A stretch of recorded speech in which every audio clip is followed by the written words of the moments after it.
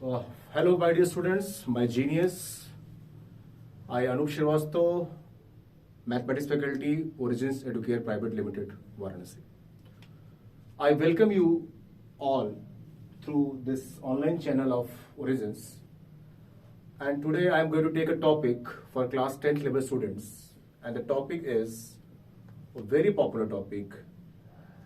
The topic is very important for not only class 10, it is for 11th, 12th, and as well as mains and advanced. So, the topic, you are guessing the topic. This topic is none other than,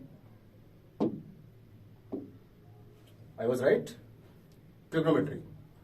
ये topic ऐसा topic है 10th level के बच्चों को कि problem आता है, reason क्या है कि 9th में ये टॉपिक है नहीं, 10th में अचानक से इंट्रोड्यूस होता है, ठीक है। और अचानक से जब इंट्रोड्यूस होता है टॉपिक तो लगता है कि ये चीजें हमें पहले तो पता थी नहीं, बेस हमारा उतना इंप्रूव नहीं था। So how do I understand? So don't worry, we are here for the same. We the faculty of Origins always try to overcome this type of problem. Don't worry.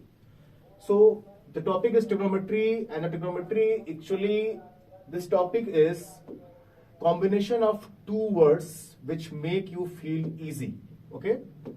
So let me be clear. The topic is made by two words, trigonon and metron.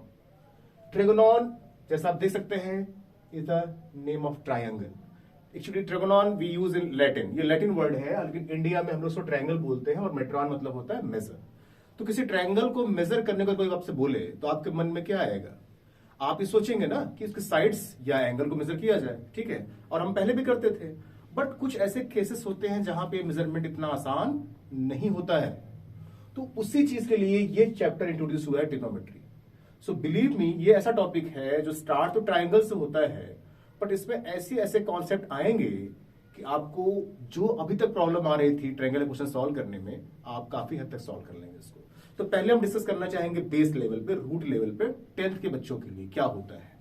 तो ये जो topic है trigonometry, actual में start होता है very popular theorem, you must be knowing, Pythagoras theorem. और Pythagoras theorem का नाम लेते ही हमारे दिमाग में क्या आता है? Right angle triangle. यानी इस टॉपिक को पढ़ने से पहले बच्चों आपको right angle triangle, Pythagoras theorem, उनके पार्ट्स, थ्योरम क्या है, रिजल्ट क्या था, यह मालूम होना जरूरी है। So let's have a quick review of this theorem. So Pythagoras theorem में क्या बताया गया बच्चों?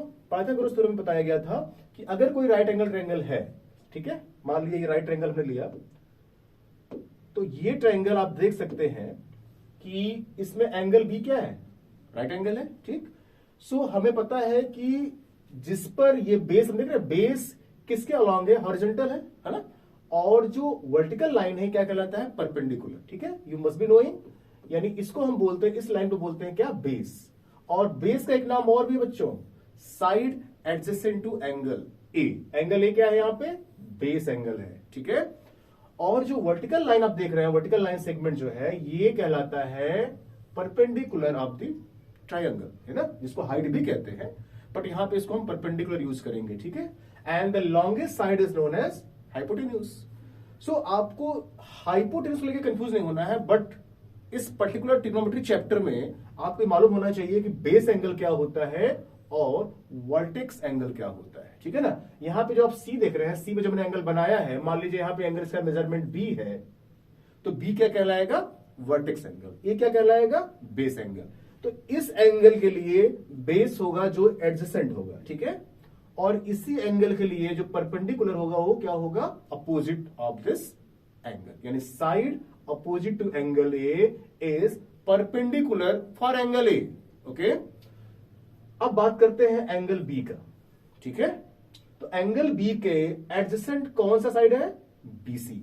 तो बीसी क्या कहलाएगा बच्चों? BC is the base of the triangle for this angle B. Okay, and at the same time angle B के सामने जो साइड आपको दिख रही है वो क्या है? A B. So A B क्या कहलाएगा?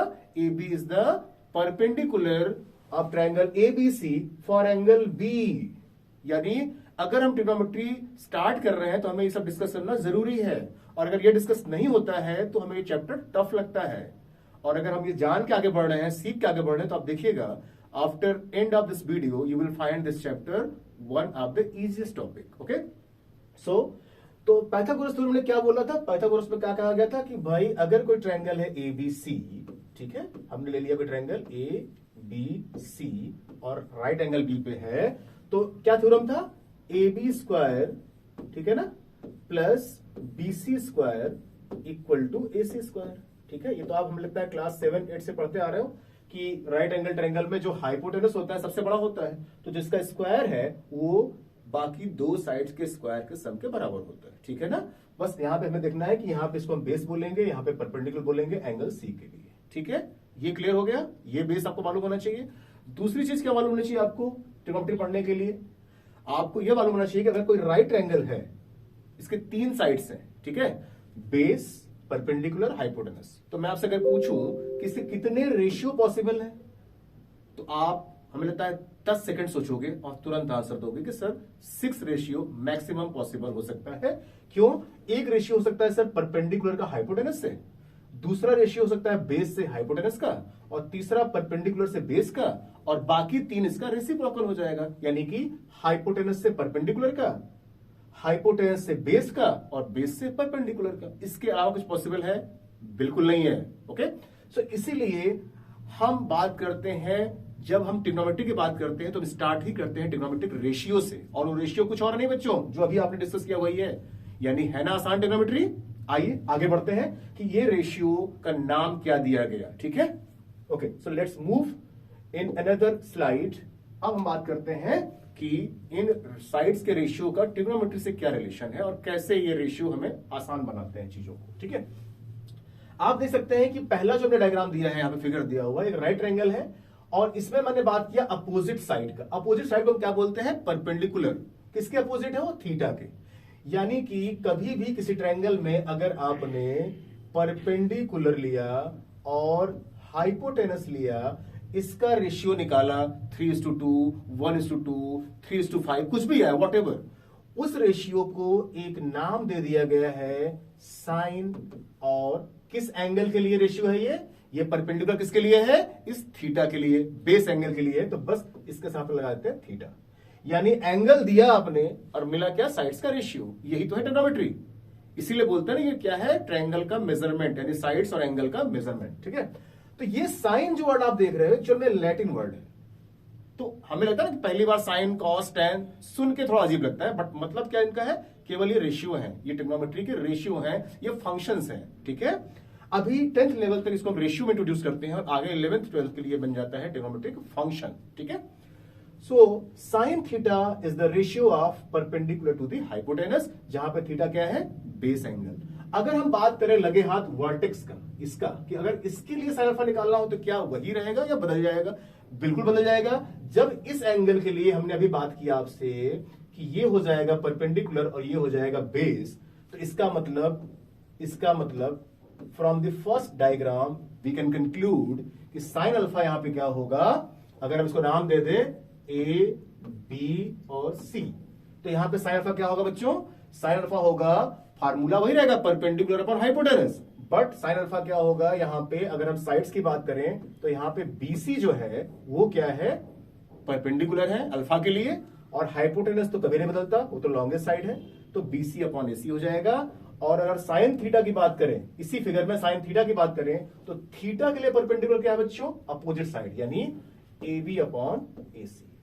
ठीक है बच्चों, इसका मतलब अगर एंगल चेंज होता है तो साइन की वैल्यू चेंज होगी, क्योंकि साइन क्या है? Ratio of perpendicular to the hypotenuse. ठीक है, सिमिलरली आप देख सकते हैं यहां पे सेकंड फिगर में ये कोसाइन, मतलब ये दूसरा रेशियो जो हमने डिस्कस करा था ना, 6 रेशियो है, जो दूसरा रेशियो है किससे था? बेस और हाइपोटेनस का। तो इसको नाम दे दिया गया कि भैया अगर आपके किसी ट्रायंगल में आपने बेस और हाइपोटेनस का रेशियो निकाल दिया, तो वो सीधे आपको बता देगा किसकी वैल्यू?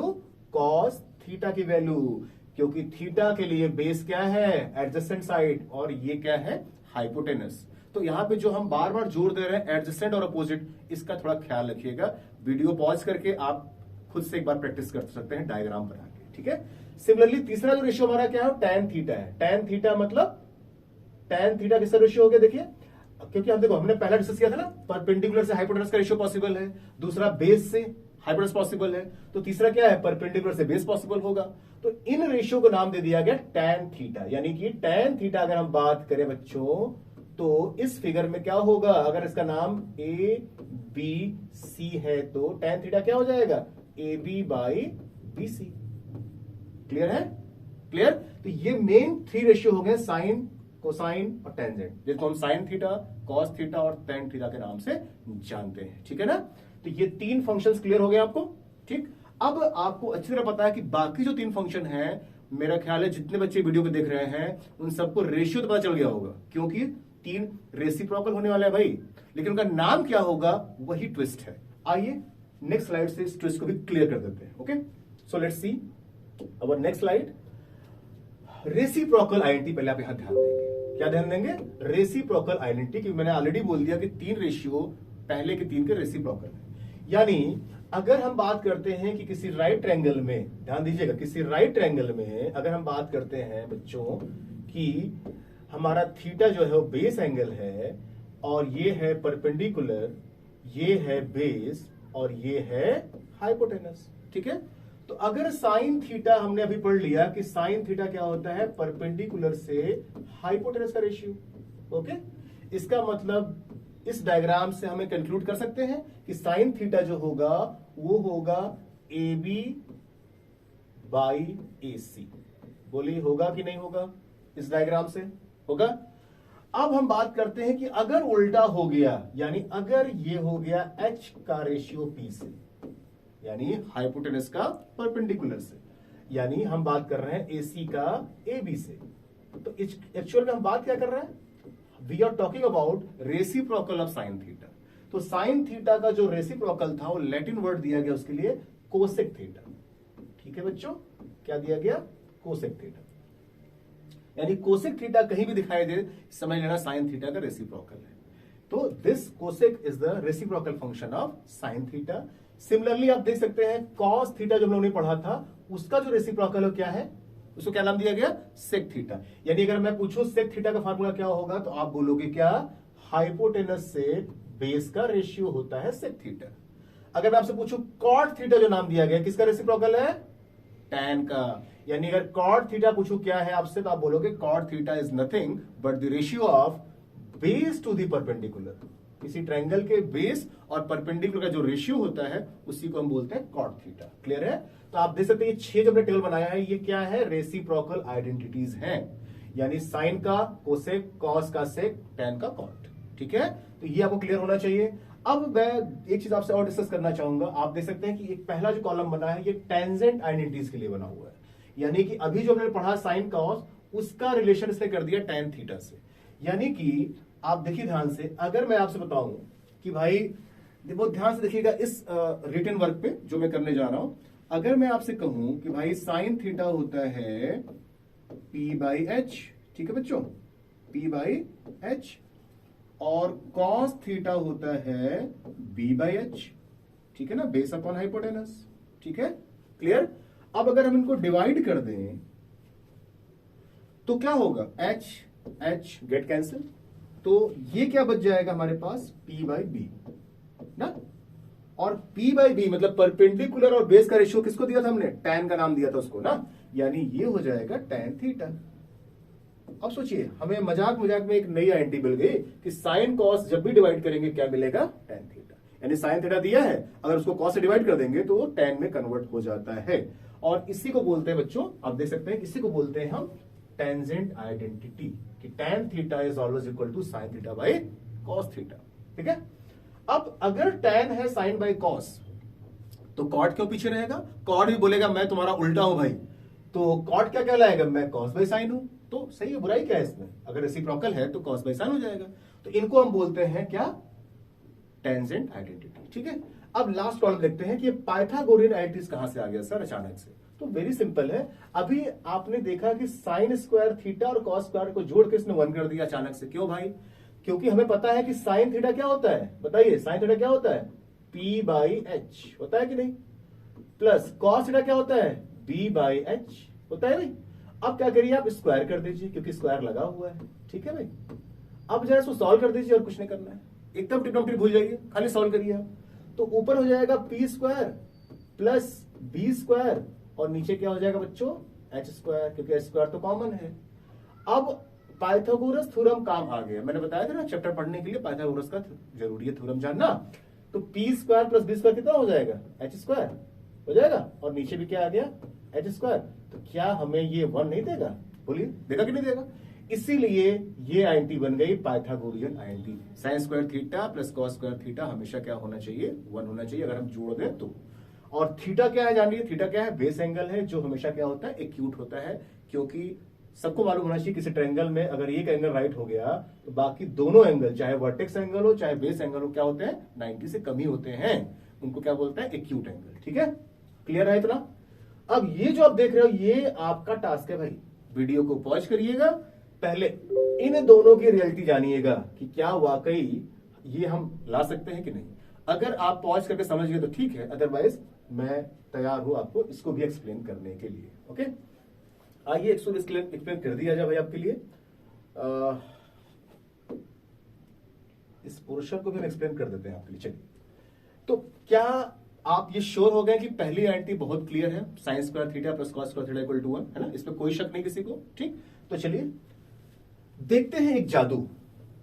होल्ड फॉर 2 मिनट्स, आपको एक जादू होने वाला है सामने। अभी आपने प्रूफ किया बच्चों, पहली आईएनटी ट्रिग्नोमेट्री की पहली पॉपुलर आईएनटी आपने प्रूफ कर लिया। क्या प्रूफ कर लिया, sine square theta plus cos square theta equal to 1। और ये कैसे प्रूफ हो गया, सिंपल पी बाई एच और बी बाई एच रख के प्रूफ हो गया, मतलब रेशियो से प्रूफ हो गया।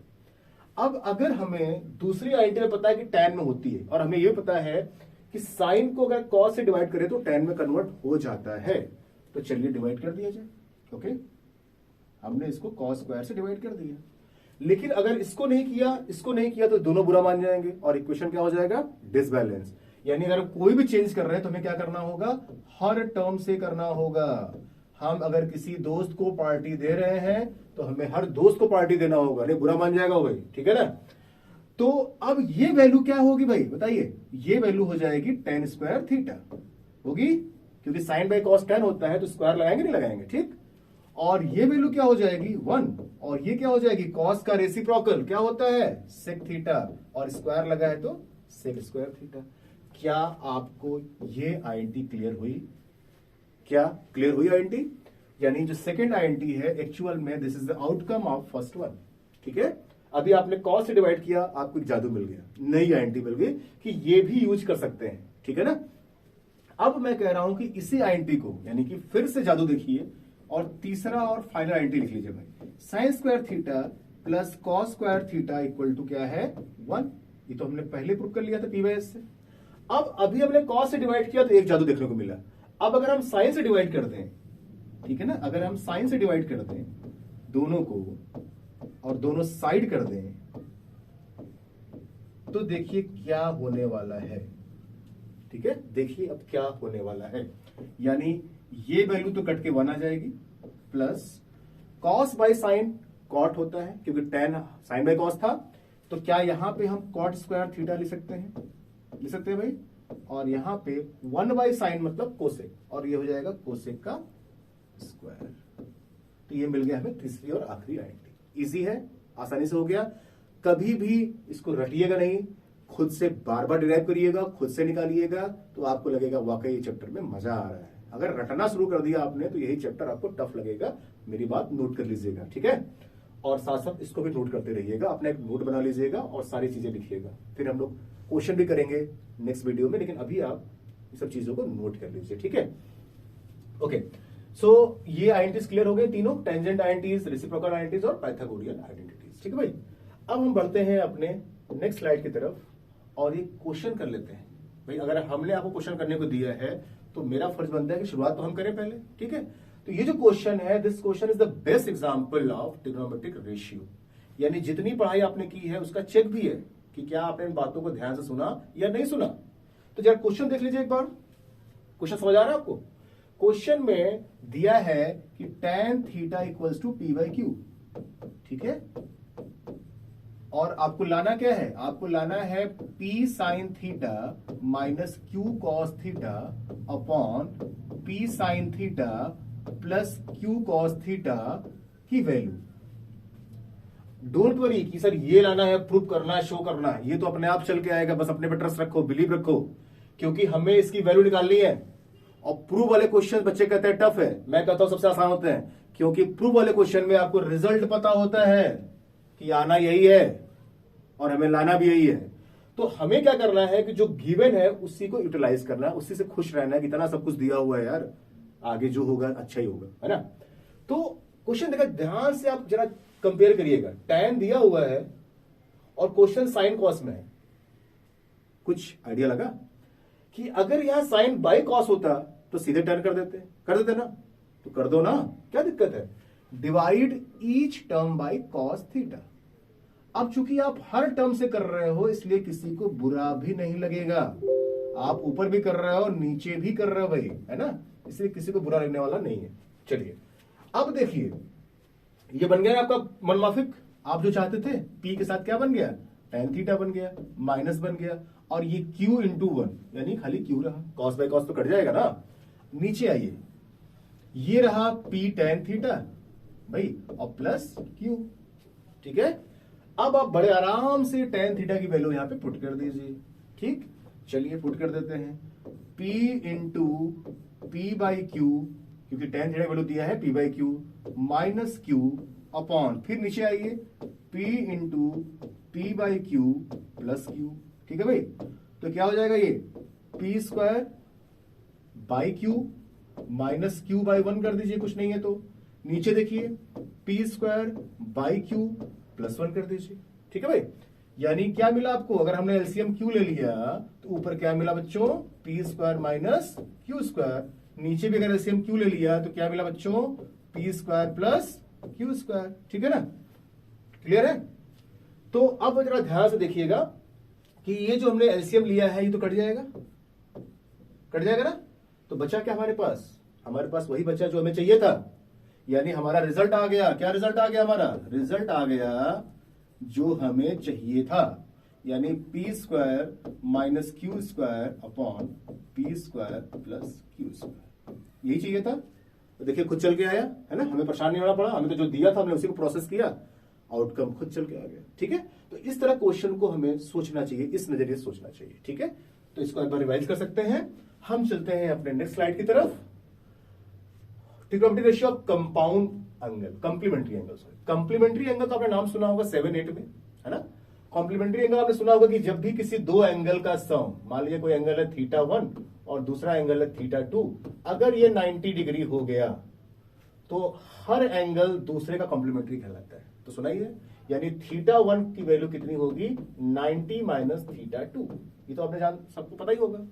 अब ये कॉम्प्लीमेंट्री का कॉन्सेप्ट अचानक से क्यों आ गया ट्रिग्नोमेट्री में, अचानक से नहीं आया बच्चों, ये आपने जो पहला लेक्चर पढ़ा, पहला स्लाइड देखा ना, उसी में था। क्योंकि अभी हमने आपको एक हिंट दिया था कि अगर किसी ट्रायंगल में एक एंगल 90 डिग्री हो तो बाकी दोनों का सम भी 90 होता है और हर एंगल एक्यूट होता है। यानी अगर ये θ1 है और ये θ2 है तो ये कॉम्प्लीमेंट्री नहीं होंगे दूसरे के, यानी angle A is complementary of angle C, angle C is complementary of angle A, होगा ना। तो अगर मैं आपसे पूछूं कि साइन θ1 क्या होगा, आपका जवाब होगा सर AB बाई AC, होगा कि नहीं होगा, ठीक है। अगर मैं आपसे पूछूं कि बच्चों बताओ cos θ1 क्या होगा, है ना, cos θ1 क्या होगा, तो आपका जवाब होगा सर BC बाई AC। लेकिन मैं अगर आपसे पूछूं cos θ2 क्या होगा, तो आप बोलोगे सर cos θ2 तो वही होगा जो sin θ1 था। अमेजिंगली, यानी कि cos θ2 के लिए बेस तो AB हो जाएगा और हाइपोटेन्यूज AC हो जाएगा, यानी cos θ2 वही आया जो sin θ1 था। देख सकते हैं आप, मिलाइए इन दोनों को, कंपेयर कीजिए। यानी कॉम्प्लीमेंट्री एंगल के लिए मैं देखा कि अगर θ1 की कॉम्प्लीमेंट्री θ2 है तो साइन का कॉम्प्लीमेंट्री cos हो गया अपने आप। इसका मतलब क्या हम ये लिख सकते हैं क्या कि साइन 90 माइनस थीटा मतलब complementary equal to cos theta. यानी इसका मतलब समझो बच्चों, इसको याद करने का तरीका क्या है, साइन का कॉम्प्लीमेंट्री अगर cos होता है तो 90 माइनस थीटा कॉम्प्लीमेंट्री क्या होता है? थीटा होता है ना। यानी कहीं भी हम लिख सकते हैं, अगर हमने लिखा है साइन थीटा, ठीक है, और इसको बदलना है किसमें? कॉम्प्लीमेंट्री में, तो हम क्या लिखेंगे इसको? साइन का कॉम्प्लीमेंट्री कॉस लिखेंगे पहले, ठीक, फिर थीटा कॉम्प्लीमेंट्री क्या हो जाएगा? 90 माइनस थीटा। क्लियर है बच्चों? तो इस तरह आया कॉन्सेप्ट कॉम्प्लीमेंट्री का। अभी भी कॉन्सेप्ट रेशियो का ही चलना है। देखिए आप, इसका मतलब साइन कॉम्प्लीमेंट्री कॉस हो जाएगा, तो कॉस का भी तो साइन होगा। अब आप tan का चेक करिए, कॉट का चेक करिए, सेक का चेक करिए और कोसेक का चेक करिए खुद से इसी कॉन्सेप्ट पे, और मुझे कमेंट जरूर करिएगा कि आपको ये कॉन्सेप्ट इजीली आ गया या थोड़ा मुश्किल का सामना करना पड़ा। आई होप आप इजीली इसको कर लेंगे, क्योंकि यही बेस है, बार बार आपको ये लगाना है। ठीक है भाई, आगे बढ़ा जाए। तो ये कॉम्प्लीमेंट्री कॉन्सेप्ट रहा। इसका आपको एक एप्लीकेशन बता दे, छोटा सा एप्लीकेशन। जैसे मान लीजिए मैं आपसे कहूं कि साइन, ठीक है, साइन 63 की वैल्यू है, बताइए कॉस के टर्म में, तो आप तुरंत लिखोगे कि साइन का कॉम्प्लीमेंट्री क्या होता है? कॉस होता है ना। और 63 कितना हो जाएगा? 27 डिग्री, क्योंकि साइन कॉम्प्लीमेंट्री अगर हम लिख रहे हैं, अगर हम किसी ट्रिग्नोमेट्री फंक्शन की कॉम्प्लीमेंट्री लिख रहे हैं, तो हमारी ड्यूटी बनती है कि एट द सेम टाइम हम उस एंगल का भी कॉम्प्लीमेंट्री लिखें। ठीक है, तो अभी हम लोग जब थोड़ा हाई लेवल का वीडियो बनाएंगे, इसके ऊपर वाला बढ़ाएंगे, क्योंकि तो बेस है, तो उसमें हम सप्लीमेंट्री बात भी करेंगे। 90 माइनस थीटा तो पढ़ा आपने, 90 प्लस थीटा, 180 माइनस थीटा, मतलब पूरा अलाइड एंगल का जो पेयर होता है, सबके बारे में बात करेंगे। एक बार आप श्योर हो जाइए पहले, ठीक है। आइए पढ़ते हैं नेक्स्ट स्लाइड पे अपने, trigonometric ratio of some definite angles. अब आपको लगता होगा सर ये थीटा थीटा थीटा तो आपने लिया, लेकिन थीटा होगा क्या? कौन सा एंगल होगा? कुछ भी हो सकता है। तो साइन थीटा अगर p बाय एच है, तो क्या कोई उसकी वैल्यू भी चल के आएगी किसी एंगल के लिए? तो इस सेक्शन में हमें डिस्कस करने जा रहे हैं, ठीक है ना बेटा। और इसके लिए अभी आपको एक ट्रिक बताएंगे, आपका जो फेवरेट होता है, जिसका आप वेट करते हो कि सर कोई ऐसा ट्रिक बताइए जिससे याद हो जाए।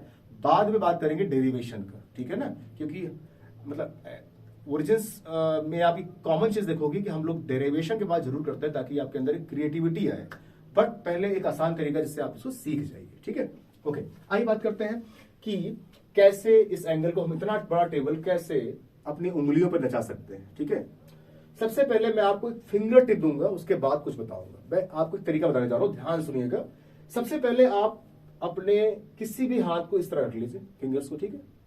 अब जो सबसे नीचे वाली उंगली है ना, ये इसको दीजिए 0 डिग्री, इसको 30 डिग्री, इसको 45, इसको 60 और इसको 90, ठीक है। अभी हम लोग केवल 90 की बात करेंगे, क्योंकि 10th लेवल पे हमें फर्स्ट क्वाड्रेंट तक जाना है, मतलब 90 डिग्री तक जाना है, ठीक है ना। तो ये हो गया 0, 30, 45, 60, 90, ठीक। अब आपको दो काम करना है, याद रखना, भूलना मत, सब में बार बार वही काम करना है, इसलिए भूलेगा नहीं। आपको देखना है कि साइन की, अभी हम किसका टारगेट लेके चल रहे हैं? अभी हम टारगेट लेके चल रहे हैं साइन का, ठीक है ना। तो अगर आपको साइन 0 डिग्री निकालना है, क्या निकालना है? Sine 0 degree.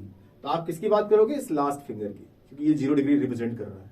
तो आपको हर बार क्या करना है, कॉमन चीज बता रहा हूं, कि जिस एंगल की बात किया जाए उसके नीचे कितने फिंगर्स हैं, उनको 4 से डिवाइड करोगे और अंडर रूट कर दोगे, बस इतना करना है आपको, ठीक है। 4 से डिवाइड और अंडर रूट। चलिए, तो अगर हम साइन 0 निकालने जा रहे हैं, ठीक है ना, तो साइन 0 अगर निकालने जा रहे हैं बेटा, तो साइन 0 वाली उंगली के नीचे, इस फिंगर के नीचे कितने फिंगर्स हैं? 0, कोई फिंगर नहीं है। तो हम डिवाइड भी करेंगे तब भी 0 आएगा, स्क्वायर रूट निकालेंगे तब भी 0 आएगा, है ना। तो इसका मतलब इसका वैल्यू क्या आने वाला है? 0, ठीक है भाई। अब बात करते हैं सर साइन 30 क्या होगा? थोड़ा इंटरेस्ट बढ़ेगा ना, तो खुद से पूछोगे सर साइन 30 क्या होगा। तो साइन 30 के लिए आप क्या करोगे? इस वाले फिंगर पर रखोगे पेंसिल और देखोगे इसके नीचे कितने फिंगर है? ओनली 1। किससे डिवाइड करोगे? 4 से। फिर क्या करोगे? Square root. तो 1/4 का स्क्वायर रूट क्या आएगा? 1/2। यानी अगर मैं साइन 30 की बात करूं बच्चों, साइन 30 डिग्री कितना आया? 1/2। और आप देख लीजिए, ये देखिए, ये देखिए, आ रहा है नहीं? यानी ये पूरा टेबल आपके फिंगर टिप्स पे है। एग्जाम में आप एक टेबल नहीं ले सकते, नहीं अलाउ होगा, बट आपका फिंगर तो अलाउ होगा, आपका तो हाथ अलाउ होगा ना। ये सुपर ट्रिक है ये एंगल पता करने का, ठीक है। 0 डिग्री, 30 डिग्री, 45, 60 और 90, ठीक है। आप खुद से चेक कर सकते हो कि एंगल निकलेगा कैसे। और कॉस निकालना है तो वापस कर लीजिए, इसको 0 कर लीजिए, इसको, है ना, और इसको 30, 45, 60, 90, और सेम प्रोसेस करिएगा और मुझे कमेंट करिएगा कि सर ये ट्रिक कैसा रहा, समझ आया या नहीं आया, और आप एक टेबल मिला सकते हो। वैसे भी अगर किसी को साइन पता चल गया तो कॉस के लिए क्या करना है? इसी प्रोसेस को उल्टा कर देना है। साइन 0 से 1 तक जाता है और कॉस 1 से 0 जाता है। साइन क्या है? इंक्रीजिंग फंक्शन है, कॉस क्या है? डिक्रीजिंग फंक्शन है। ध्यान रखना इस बात का। सेम सब कुछ वही है, बट ऑर्डर चेंज हो गया है बस, ठीक है। और tan आपको अच्छे से पता है, tan क्या होता है? साइन बाई कॉस, यानी साइन कॉस की वैल्यू को डिवाइड करेंगे तो tan पता चल जाएगा। यानी साइन 0 अगर 0 है, कॉस 0 1 है, तो 0/1 कितना होगा? 0 ही होता है। यानी आप देखोगे कि जो कॉट जो tan वाली वैल्यू आई है ना, वो इनको डिवाइड करके ही आई है, चेक करना। और कोसेक किसका रेसिप्रोकल होता है? साइन का। तो साइन 0 कितना है? 0 है ना, देखो। तो साइन का रेसिप्रोकल क्या होगा? 1/0। और 1/0 क्या होता है? डिफाइंड नहीं होता है, इसलिए कोसेक 0 वैल्यू क्या होगी? Not defined. साइन 30 कितना है? 1/2। तो कोसेक 30 कितना हो जाएगा? 2/1। 2/1 मतलब 2। तो इस तरह कोसेक साइन वाले का रेसिप्रोकल है, सेक किसका रेसिप्रोकल होगा? कॉस वाले का। और कॉट किसका रेसिप्रोकल होगा? टैन वाले का।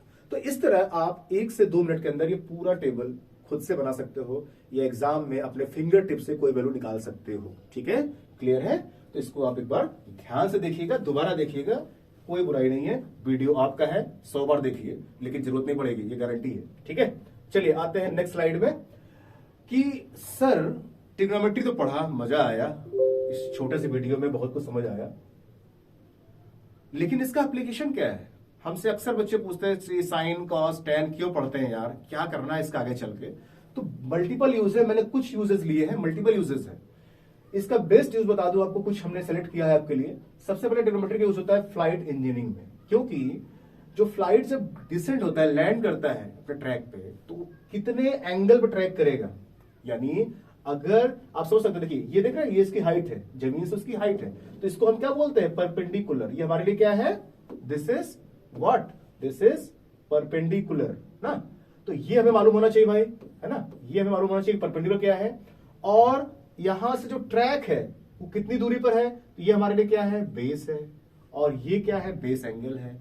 यानी कि सोचिए आप कि अगर हमें पता चल जाए कि भाई परपेंडिकुलर और बेस का रेशियो किसके बराबर है? साइन के बराबर है, तो कितना एंगल हम लें ताकि वो इजिली लैंड कर जाए बिना डिस्ट्रॉय हुए या बिना किसी नुकसान के। तो इसको आप फ्लाइट इंजीनियरिंग में अच्छा खासा यूज करते हैं ट्रिग्नोमेट्री को। नेक्स्ट यूज देखिए क्या है? Measure the height of a building, mountains. यानी ट्रिग्नोमेट्री का यूज करके हम बड़े बड़े बिल्डिंग या माउंटेन जहां पे हम चढ़ नहीं पा रहे उसकी हाइट निकाल सकते हैं। सपोज आप कभी घूमने गए, आप दुबई गए, यूएई गए, और आप बुर्ज खलीफा गए घूमने, और आपने पापा से कहा पापा मैं इस टावर की हाइट निकाल लूंगा क्योंकि मुझे ओरिजिन से वीडियो मिला था और उसमें मुझे कॉन्सेप्ट बताया गया, मुझे एकदम क्लियर हो गया है। पापा शॉक्ड, अरे बेटा इतनी बड़ी बिल्डिंग की हाइट तुम यहां से निकाल लोगे? बिल्कुल निकाल लोगे। बस करना है क्या है? आपको पता करना है कि आप बिल्डिंग से कितनी दूर पे खड़े हो और बिल्डिंग के टॉप फ्लोर को देखने के लिए कितना एंगल आपको बनाना पड़ रहा है। ये देखिए बिल्डिंग का टॉप फ्लोर है और आप यहां से देख रहे हो, तो ये एंगल अगर पता चल जाए आपको, इसको बोलते हैं एंगल ऑफ एलिवेशन, तो आप बड़े आराम से हाइट निकाल सकते हो। क्या लगाओगे कॉन्सेप्ट? आप जितनी दूर खड़े हो बेस है और ये परपेंडिकुलर है, थीटा निकाल लिया, तो उससे क्या होगा? आपको हाइट निकालने के लिए क्या करना होगा? टैन, क्योंकि टैन थीटा क्या होता है? Perpendicular by base. तो टैन थीटा का यूज करके आप उस बिल्डिंग की हाइट निकाल सकते हो। ठीक है, नेक्स्ट यूज देखिए, वीडियो गेम, आपका फेवरेट। वीडियो गेम में आप कभी जंप करते हो, कभी कोई मोटरसाइकिल राइड करता है, कोई कार राइड करता है, तो कितने एंगल से जंप कराना है, कितने पे स्टेज 2 पे गेम ले आना है, स्टेज 3 पे कितना डिफिकल्ट करना है, वो सब डिसाइड होता है इस एंगल से और बेस से और परपेंडिकुलर से, मतलब साइन का एंगल से ही हम डिसाइड कर पाते हैं। तो इसलिए वीडियो गेम में इसका यूज होता है बच्चों। मरीन इंजीनियरिंग में इसका यूज होता है, क्योंकि मरीन इंजीनियरिंग में क्या होता है कि आप बड़े बड़े जहाज बैठे सी में जा रहे हो, पूरा आपका सामान, चीजें, गुड्स सब ट्रेवल हो रहा है, सब कुछ जा रहा है। तो अब ये रास्ता देखने के लिए कि नीचे कोई ऑब्स्टिकल तो नहीं है, कोई परेशानी तो नहीं है, तो आपको बार बार उस एंगल से वहां से एक परपेंडिकुलर खींचना होगा, ये हाइपोटेनस आपका बनाना होगा, आपको पता करना होगा कि आगे कितना स्मूथ है, कोई ऐसा तो नहीं कोई आगे का जो प्लेन है वो डिस्ट्रॉय हो गया, कुछ ऐसा हो गया। तो ये इंफॉर्मेशन आपको मिल जाता है ट्रिग्नोमेट्री के हेल्प से। नेक्स्ट देखो बच्चों, ट्रिग्नोमेट्री यूज्ड इन नेविगेशन। हमको अगर कभी भी कोई चीज नेविगेट करना है, जैसे सपोज कि कोई भी ऐसा शिप है जो नदी में या समुद्र में गिर गया, खो गया है और हमें खोजना है, तो हम ट्रिग्नोमेट्री की हेल्प से जो लगाते हैं अपना सोनार वाला कॉन्सेप्ट, वो इस एंगल के बेस पर ही पता कर पाता है कि कितनी दूरी पर, कितनी ऊंचाई से वो चीजें वहां पड़ी हुई हैं और हम उसको नेविगेट कर लेते हैं। ठीक है बच्चों, सोचिए कितना यूज है इसका इस छोटे से टॉपिक का। ट्रिग्नोमेट्री इन फिजिक्स जो आपको रेगुलर मिलने वाला है, फिजिक्स में ट्रिग्नोमेट्री का बहुत यूज होता है। इवन फिजिक्स पढ़ने वाले बच्चे 9th-10th टीचर बोलते हैं उनको कि पहले आप ट्रिग्नोमेट्री का बेसिक नॉलेज ले लो, तब फिजिक्स समझ पाओगे। तो देखिए फिजिक्स का यूज क्या है कि फिजिक्स में जैसे कोई ब्लॉक है जो डिसेंड कर रहा है किसी पुल्ली पे या कोई स्लाइड कर रहा है, तो इसका हम निकालते हैं कंपोनेंट, है ना, इसका फोर्स का कंपोनेंट निकालते हैं, mg का कंपोनेंट निकालते हैं। तो आप देख सकते हो कि दो कंपोनेंट्स के होते हैं, आपको बताया जाएगा आगे फिजिक्स में। बस हमारा इतना कहना है कि ये कंपोनेंट जो हॉरिजॉन्टल और वर्टिकल आप देख रहे हो ना, ये कंपोनेंट, इनको लगाने के लिए आपको साइन की मदद लेनी पड़ेगी और कॉस की मदद लेनी पड़ेगी, वैल्यूज की, कॉस के किसी एंगल की। ठीक है भाई, चलिए आगे करते हैं आपका ट्रिग्नोमेट्री एंड क्रिमिनोलॉजी। क्रिमिनल नहीं बनना भाई, डोंट वरी। क्रिमिनोलॉजी मतलब होता है एक ऐसा डिपार्टमेंट जहां पे आप क्रिमिनल के माइंड को रीड करते हो, सिचुएशन को रीड करते हो। तो उसमें ट्रिग्नोमेट्री हेल्प करता है कि मान लीजिए कहीं पे कोई शूट हुआ, कोई मर्डर हुआ, तो कितने एंगल से फायरिंग हुई, ब्लड स्पॉट का पैटर्न क्या है, उस पैटर्न से हम एक रीचेक करते हैं कि कितने एंगल से पिस्टल चलाया होगा, उस एंगल से फिर डिस्टेंस निकाल लेते हैं कितनी दूरी से चलाया हुआ है। तो हम क्या करते हैं, ट्रिग्नोमेट्री यूज करके हम उसके रिजल्ट पे पहुंचते हैं कि कैसे ये मर्डर हुआ होगा। तो ये सीबीआई को भी बड़ा काम आता है ट्रिग्नोमेट्री। ओके, सो ट्रिग्नोमेट्री के यूज आपने देखा, मल्टीपल यूज था। आज के बाद आपसे कोई नहीं पूछेगा, अगर पूछेगा तो फिर दोबारा वो किसी और से नहीं पूछेगा, क्योंकि इतने सारे यूज आप बता दोगे ना, वो कहेगा हम मान गए भाई, the topic is very important. So thank you all for watching this video. Now I am signing off. आशा है कि इस छोटे से वीडियो मैंने आपको काम की चीजें दे दी हैं, लेकिन अभी एक चीज की कमी मुझे लग रही है, प्रैक्टिस की। तो हम लोग नेक्स्ट वीडियो में जरूर डालेंगे प्रैक्टिस, क्वेश्चंस की, कॉन्सेप्ट की और डीपर बनाने की। आपको फिलहाल इतना काफी है आपको ट्रिग्नोमेट्री का बेस जानने के लिए। So I Anup Srivastava signing off. Thanks from Origins family and will meet you again.